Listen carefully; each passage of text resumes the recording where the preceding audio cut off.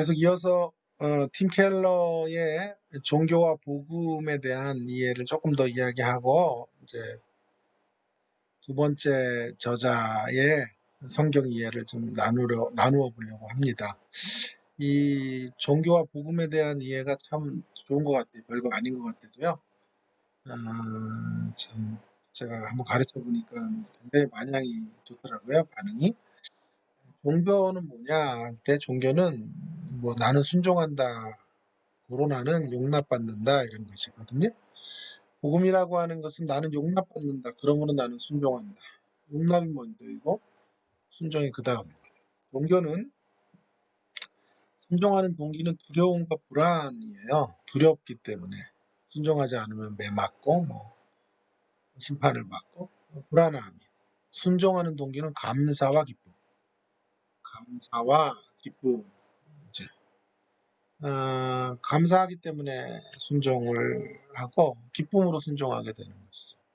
종교는 순종하는 이유가 하나님께 무엇을 받기 위해서, 하나님 손안에 있는 선물꾸러미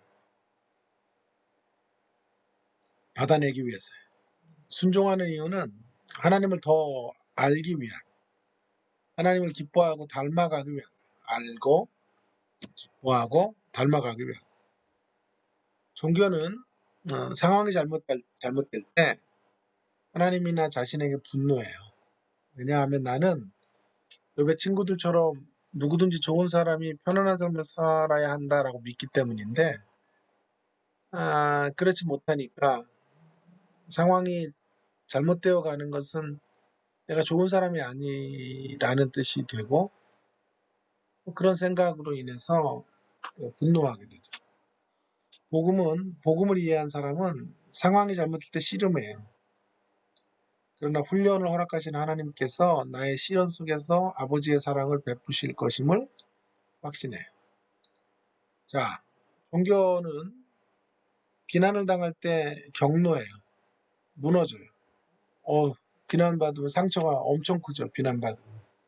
왜냐하면 좋은 사람으로서의 자아상은 나에게 굉장히 중요하거든요. 나는 다른 사람에게 다 좋은 사람으로 여겨져야 되는데 이게 무너진 거기 때문이죠. 근데 자기 이미지에 위협이 되는 것들은 어떤 비용이 들더라도 이것은 용납이 안 돼요.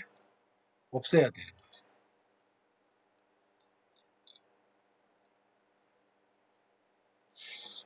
그에 반해서 이제 복음은 비난을 받을 때 씨름을 해요. 그러나 내가 좋은 사람으로 보이는 것이 필수적이라고 생각하잖아요. 너무 좋은 말이에요. 내가 꼭 사람들에게 좋게 보일 필요가 없어요. 좋은 사람이라고 그렇게 보여지는 것이 필수적인 게 아니에요. 나의 정체성은 나의 공로에 있는 것이 아니라 그리스도 안에서 나에게 주어주신 하나님의 사랑에 있기 때문에. 종교는 기도 생활이 주로 간구예요. 간구. 종교인들의 기도 생활은 주로 간구예요. 필요가 생길 때만 열심히 기도해요. 기도하는 주의 목적은 상황을 통제하고 기도를 간구해서 축복하지 않으면 안 될 수 있도록 통제하고 사사기의 입다 같아요. 입다가 통제한 하나님을 얽어매는 거죠. 복음의 특징은 기도 생활이 찬양과 경배로 구성되어 있어요. 기도하는 주된 목적은 하나님과 찬양과 경배를 통해 교제하는 거죠. 종교는 나의 자아상은 양 극단 사이에서 오가요. 만일 내 기준에 맞춰 잘 살고 있다면 자신감이 생기고 그렇지 못하게 사는 사람에게는 교만하고 무심해지는 경향이 있어요. 만일 내가 기준 이상으로 살지 못할 때는 겸손해지기도 하지만 자신감도 같이 상실되어지고 회피자처럼 느끼게 돼요. 그러나 복음은 나의 자아상은 나의 도덕적 성취에 근거하지 않아요. 그리스도 안에서 나는 죄인이며 상실된 존재이지만 동시에 용납된 존재예요. 그리스도께서 나를 위하여 죽으셔야만 했을 정도로 나는 나쁜 존재이지만 그분은 나를 너무나 사랑하셔서 나를 위해 기쁨으로 돌아가셨어요.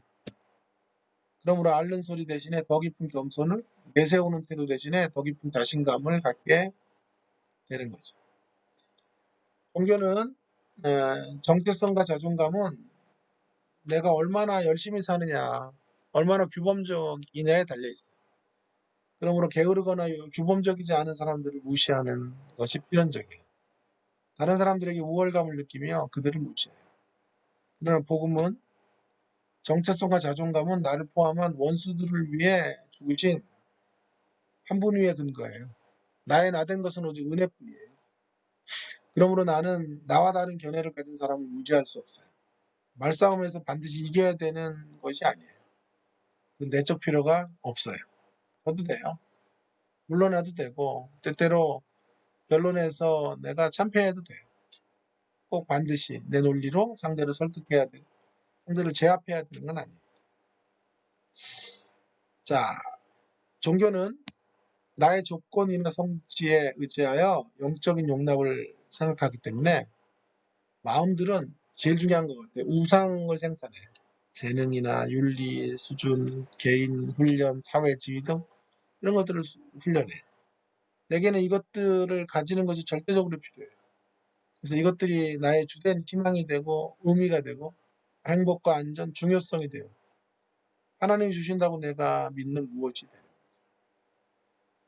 우상을 생산하는.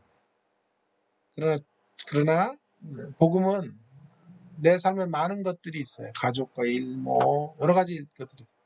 그러나 이 좋은 것들의 어떤 것도 나에게 궁극적인 것이 되지 못해요. 내가 이것들을 반드시 가져야 되는 것도 아니에요.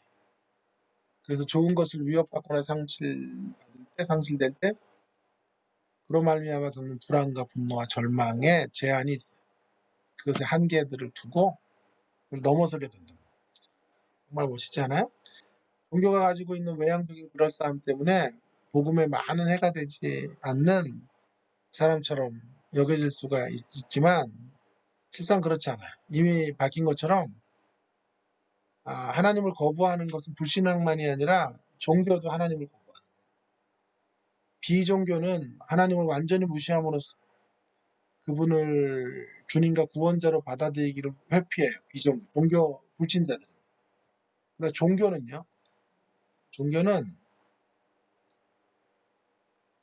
혹은 도덕적 의를 쌓아서 하나님 앞에 올려드리고 하나님이 나에게 비치셨다는 것을 증명하려는 지도들로 하나님의 주님 되심과 구원 되심을 거절해요. 그래서 비종교와 종교가 하나님을 거절한다는 점에서 같아요. 비종교가 문자적으로 할례받지 않은 사람들이라면 종교는 육체적 할례를 받은 사람. 이에 반해서 복음은 종교처럼 우리의 의나 공로로 나아가는 것과는 전혀 달라요. 복음이란 하나님께서 예수 그리스도를 통하여 우리에게 덧입혀 주신 의, 늘 빈손들과 앞에가 십자가를 붙잡는 것. 할례로 말하면 마음의 할례를 받은 사람에 해당해. 그렇다면 성경적인 복음을 설교한다고 할 때 설교자는 자신이 전하는 메시지가 복음이라는 이름으로 종교를 전하고 있는 건 아닌지 깊이 점검해야 돼.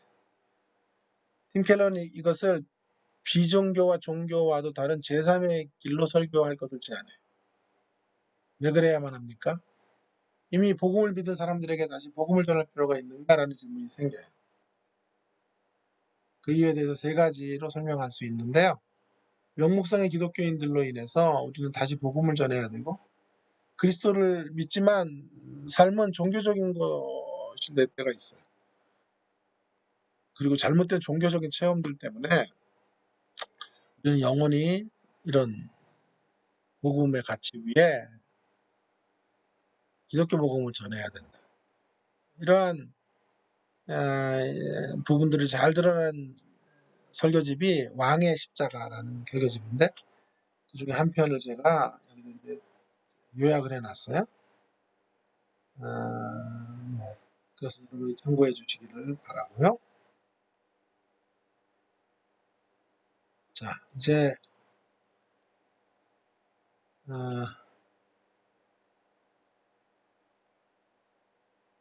우리가 좀 생각해야 될 것은 이제 두 번째, 3차 시간인데요. 삶을 변화시키는 설교를 위한 성경에 의해 두 번째로 요한 실리어스라는 것도 하고 실리에라고도 하는데 실리어라고도 하고요. 자, 삶을 변화시키는 성경에 대한 이해 두 번째로, 성경이 복음이라면 하나님의 말씀이야말로 세상을 살리는 유일한 대안적 희망과 해답이 되어야 할 것입니다. 이 세상의 소리들은 모두 진정한 성경적인 해답에 대한 모방에 불과해요. 세상이 말하는 희망도 역시 궁극적인 성경적 희망에 대한 가짜 희망에 불과합니다. 복음만이 세상의 모든 논리를 파하는 하나님의 대안이 된다는 측면에서 복음은 사람들을 새로운 세계로 초대하는 텍스트. 자, 그래서 실리에가 강조하는 건 새로운 세상으로 초대. 팀 켈러는 복음으로 이야기했다면 실리어는 새로운 세계로의 초대. 설교 심포니라고 하는 책에서 바로 이 점을 강조하고 있는데요. 성경 본문은 새로운 세계로 진입하도록 초대하는 책임을 역설적으로 말해주고 있습니다. 설득력 있게 말해주고 있습니다. 그의 견해를 중심으로 하나님 나라의 대안적 가치를 드러내는 세계로 인도하는 책으로 성경 본문을 이야기해 볼 필요가 있겠습니다. 자, 목격자로서의 증언. 설교자는 증언자예요. 결국 우리의 설교는 증언이에요, 증언. 아까 비가 엄청나게 내리네요. 자, 성경 본문이 과연 무엇인지에 대한 논의의 출발점을 실리에에 따르면 목격담으로서의 성경이라고 말하고 있어요. 우리가 성경에서 하나님을 목격했고 그 목격담을 다시 들려주는 이야기로 읽어야 돼요.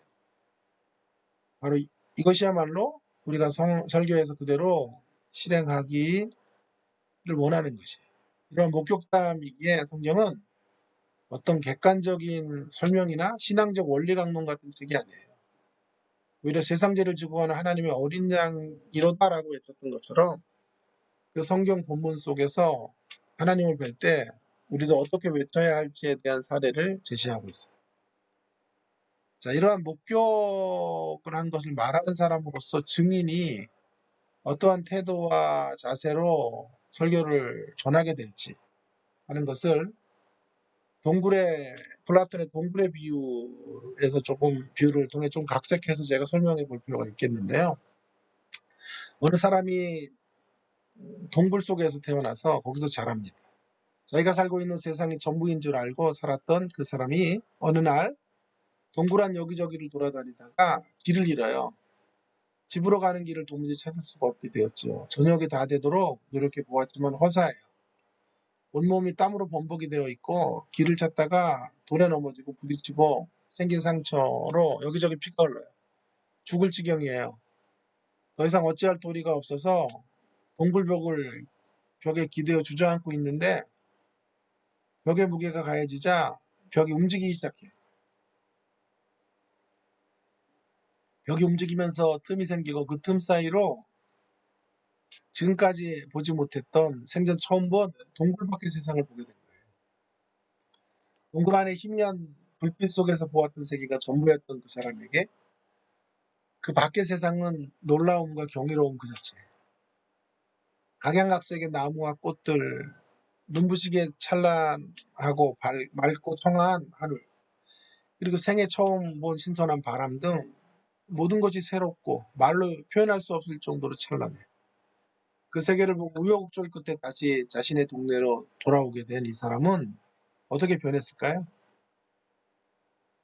증언자로서 그는 그가 목도한 동굴 밖의 세상에 대하여 사람들에게 어떻게 소개하게 될 것이라고 하는 것입니다. 어떻게 설명할까요? 무미건조한 설명이나 원리로 전하겠습니까? 우선 학회에 나가서 객관적인 지식을 나열하는 식의 논문 형식으로 자기가 본 진짜 세상, 동굴 밖 세상을 전하겠어요? 그렇지 않을 거예요. 어떻게 전할까요? 경탄과 함께. 경탄. 크게 쓸게요. 경탄과 함께. 코로나와 함께가 아니라 경탄과 함께 그 동굴 밖 세상을 느끼게 하고 오감으로 맛볼 수 있게 할 것입니다. 막 자신이 목도한 세상을 설명하다가 감격에 겨워 어찌할 바 몰라 하고 황홀한 얼굴빛을 드러내기도 하고 침묵하기도 하고 때로 울먹이면서까지 그 감동의 세상을 전하는 통로가 될 거예요. 이것이 바로 목격자로서 성경을 대하는 사람들의 모습일 것이에요.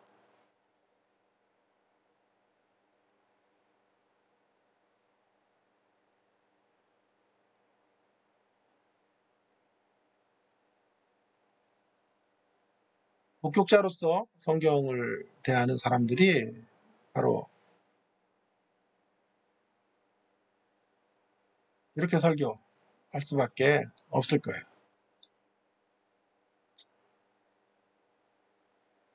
생생한 증언을 하게 되는 것이죠. 어떤 형식에 매이지 않아요. 그래서 요한 실리에는 이렇게 말해요. 성경은 다양한 방식으로 하나님에 대한 목격담을 외치고 자세히 설명하여 성경을 펼쳐둔 우리를 경탄하게 만들고 우리가 우리 자신과 다른 사람들 그리고 하나님에 대하여 새로운 것들을 발견하도록 이끌어요. 성경은 웅변수를 발휘하는 학교라기보다는 우리의 영혼을 훈련하고 단련하는 학교에 가까워요.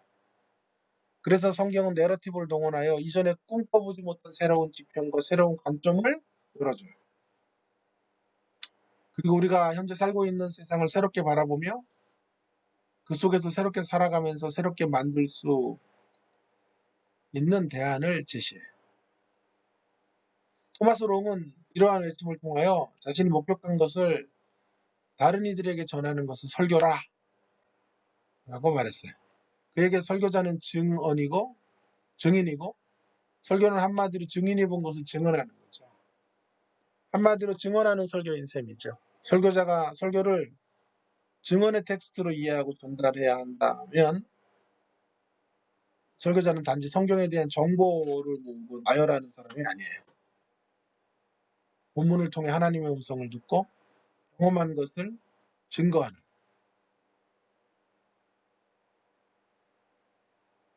또한 성경에 대한 지식이 더 풍성한 사람도 회중 가운데 있어요. 그럼에도 불구하고 설교자가 증인이라고 하는 것은 그가 회중을 대표하여 함께 공유하고 있는 기독교적인 가치를 대표적으로 증거한다는 뜻이에요. 남아공에 제가 유학을 하는 동안에 앞에 이제 교회를 다녔는데요. 그분은 아주 평범한 목사예요. 그런데 스텔런보시 대학의 모든 절반 가까운 교수들이 그 교회를 다녀요. 스텔런보시 대학은 고대 근동학과가 있어요. 헬라어 같은 거는 뭐 세계 최고의 학자들이 있고 히브리어는 원문 분석 같은 거를 위주로 하는 고대 근동학 같은 것들이 운영되는 학교예요. 거기 안에 뭐 설교학 교수도 있고 뭐 여러 교수들이 있는데 그 신학자들이 전부 그 교회를 다니는 거예요. 박사도 아닌 평범한. 여러분의 교회를 백석대학교나 총신이나 고신이나 당신의 교수들이 전부 다닌다고 생각해 보세요. 그러면 그들 앞에 설교하는 거예요. 어디로 가요? 구약으로 갈 수도 없고 구약 교수 있잖아요. 유호준 같은 구약 교수 있고 신약으로 가자니 또 안 되잖아요. 최영상 같은 신약학자들이 어디로 가요? 뭐 설교학자 설교로 그냥 설교적인 이야기하면 또 저 같은 사람도 앉아 있고 갈 데가 없어. 교회사로 하면 또 교회사의 대가들이 앉아 있으니까 아마 피가 마를 거예요. 설교할 때마다. 설교할 수 있죠. 설교가 증언이기 때문에 우리가 함께 고백하는 신앙의 고백을 교회가 위탁하고 교회가 위임한 대표자인 설교자가 전하는 거죠. 그래서 증언이 함께 공유되고 나누어지는 거예요. 그래서 우리는 설교라고 말하죠. 이 사명을 부여받은 자가 성경에 대한 증언을 하는 것으로 교회가 세워지기 때문에 설교자는 언제나 언제 어디서나 선포되는 신앙이나 또는 하나님에 관한 일련의 사실들을 수집하기 위해 성경으로 가는 게 아니에요. 우리가 성경으로 가는 이유는 하나님의 임재를 경험하고 중요한 말이죠. 하나님의 임재를 경험하기 위해서 그리고 언제나 새롭게 말씀하시며 하나님의 신실한 백성으로서의 삶의 현장으로 부르시는 음성을 듣기 위해서 성경으로 가요.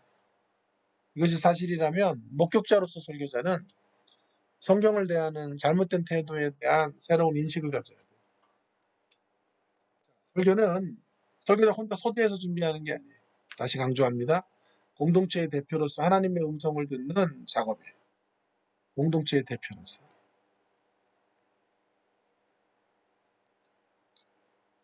둘째, 성경은 그저 기독교에 대한 정보나열이나 추상적인 개념 이해를 전달하는 책으로 보아서는 안 돼요. 증인은 그저 중립적 관찰자로서가 아니라 직접 사건의 현장에 참여하여 느끼고 맛보고 경험한 사람이. 전통적인 우리의 성경 읽기와 해석이 그저 어떤 행동 강령을 위한 책으로 제시된 것은 목격담으로서의 성경 이해와는 거리가 멀어요. 목격담. 우리는 성경을 목격담의 책으로 읽어야 된다. 중립적 관찰자로서 성경 읽기는 주로 지식 전달이 위주가 됐다면 목격담으로서의 성경 이해는 하나님과의 친밀한 관계에 연관되어져 있어야 하는 것이다. 죽은 시인의 사회 같은 데서 그 교사 키팅 같은 사람이 시의 세계들을 말하면서 그것들을 암기하고 그것들의 개념이나 목적을 말하고 이런 것들을 전부 똥이라고 말하고 다 찢어버리게 하고 그리고 시를 느끼게 하는 시의 가장 중요한 것 그것은 아름다운 것, 낭만과 사랑 바로 그런 것이라는 것을 알려주죠. 성경이 바로 그런 거죠.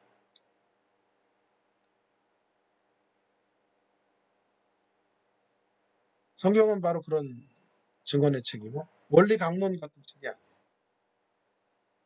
켄 가이어는 그래서 이런 말을 해요. 생명의 원천과 분리되어서 연구한답시고 해부한 시로 보아야 될 성경을 우리는 원리책자로 공부하고 아름다움으로 보아야 될 성경을 우리는 신학 논문으로 공부해요.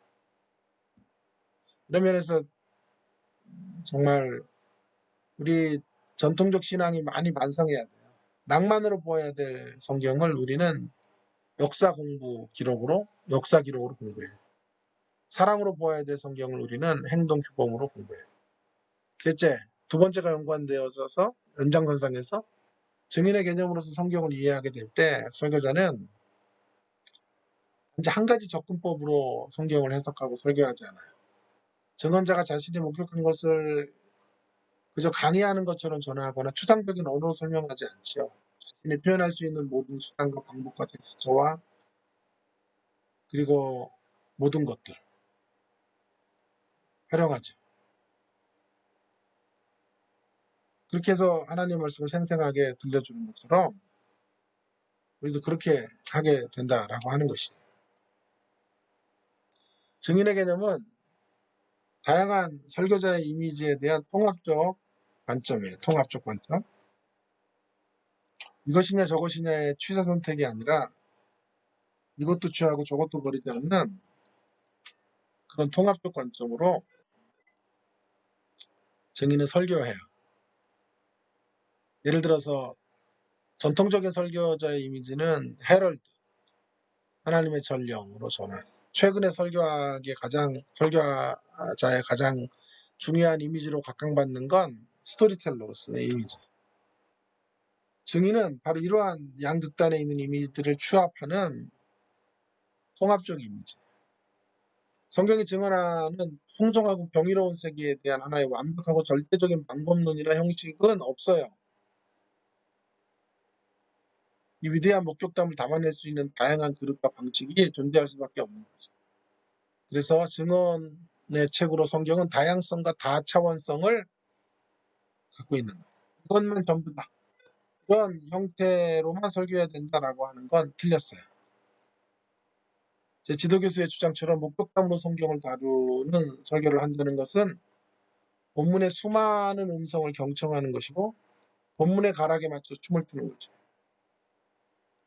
그러나 자꾸의 설교의 현실은 그렇지 못하고 많은 경우 우리의 설교는 우리 자신의 단조로운 악기에 맞춰 놀기를 원해요. 그것은 성경을 가지고 목격담의 다차원적인 조건을 상실할 때 생기게 되는 문제라고 말할 수 있어요. 자, 이제 이와 같은 기초 위에서 성경을 증언하고 증언의 책으로서의 텍스트는 우리를 새로운 세계로 초대하고 있다. 성경의 다차원적인 차원에서 이해되어야 한다는 목격담으로 증언이라는 것이 우리의 설계에 담겨진 함의는 뭘까요? 그래서 목격자가 증언하는 세계에 대해 보다 상상적인 참여로 가능하게 만드는 거예요. 성경의 본질을 새롭게 발견하고 성경의 다차원성을 새롭게 이해한 사람이라면 좀 더 상상력을 발휘해서 설교하는 거죠. 실리에는 성경은 낯설지만 구원하는 세계를 제시하고 우리가 익숙하게 살아온 1차원적인 세상을 관통하여 놀랍게 만들고 자극하여 새로운 전망을 드러내어 새로운 세상으로 인도하며 복음적인 대안을 받아들여 살아내도록 만들어서 이전 것을 벗겨내어 새로운 세상을 제시하는 것이죠. 그러므로 설교를 한다는 것은 바로 그런 대안적 세상을 지시하고 상상의 눈으로 그 세계를 바라보도록 만드는 거죠. 성경 본문은 그런 의미에서 한편으로는 기존 세상의 가치와 정신을 전복시키는 기능으로 또 다른 한편으로는 하나님이 제시하는 새로운 세상을 우리에게 바라보게 하는 기능을 담당하게 되는 거죠. 마치 동굴의 비유에서처럼 동굴 밖을 본 사람은 이제 동굴 안의 세상이 허상의 세계가 돼요. 동굴 밖의 세상이야말로 진정한 추구해 가야 될 실상의 세계가 되는 것과 마찬가지입니다. 이렇게 성경을 제시하는 방식은 새로운 세상을 제시하는 방식은 성경이 아니라 성경을 통해 어떤 특정한 방식으로 설교하는 것에 달려 있다기보다는 설교자가 바로 그런 대안적 세계를 목도한 자로 그것을 얼마나 마음의 화랑 속에 그릴 수 있는가 하는 데 있는 거죠. 이렇게 볼 때 북미에서 유행하고 있는 강해 설교 헤든 로빈스의 길만이 옳은 것이다라고 주장하는 것은 새로운 세계를 보이는 독서원에 불과해요.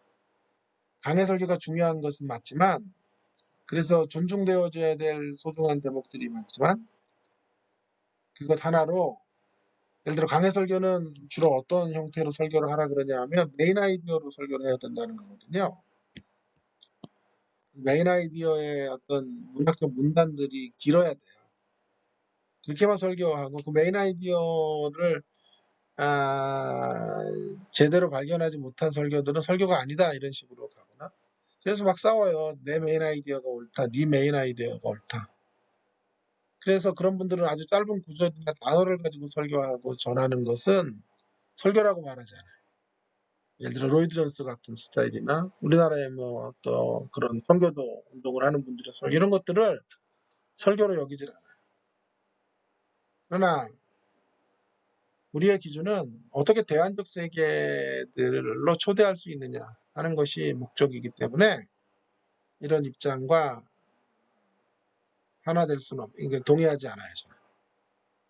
저는 이렇게 생각해요. 아주 짧은 구절이나 단어를 가지고도 본문을 통해서 대안적 세계가 청중의 마음속에 그려질 수 있다고 봐요.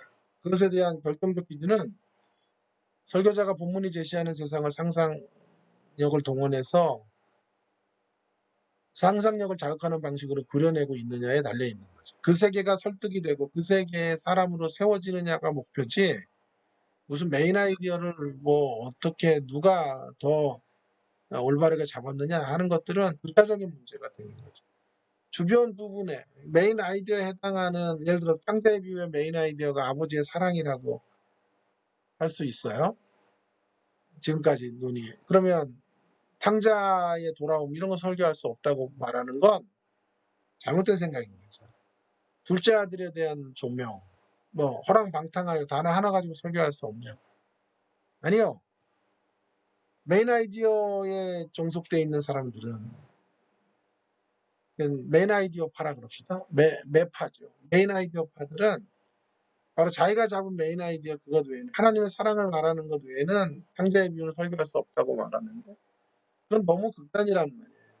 저는 그 안에서 허랑방탕한 탕자의 모습, 돌아온 탕자의 모습, 또 그가 돌아온 후에 이루어진 일들, 또 아버지의 마음 모든 것들을 다 가지고 또 쥐업열매를 먹는 당자의 모습까지 다 가지고 궁극적으로 그 소스들을 통해서 청중들을 하나님 앞에 세우고 온전한 사람으로 만드는 것. 그것이야말로 무엇보다도 중요한 설교의 목적이고 성경 본문은 우리에게 그런 길들을 초청하고 있다라고 하는 것이죠. 네, 오늘 너무 긴 시간 처음부터 했는데요. 다음에 좀 더 자세한 이야기들 하도록 하겠습니다. 여기까지 하겠습니다. 고맙습니다.